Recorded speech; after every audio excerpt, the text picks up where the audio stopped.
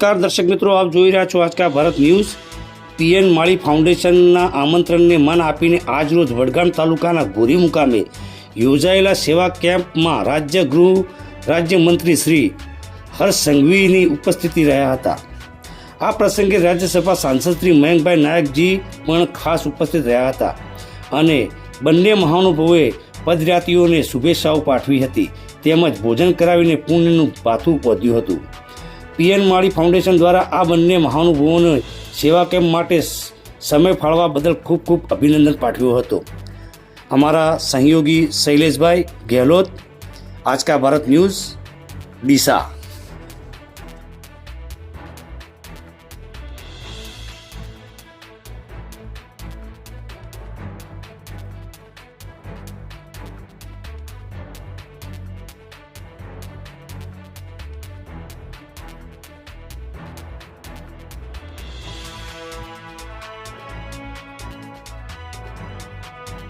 मन हर जाओ धन बरसाओ धन सुखवारो धीरे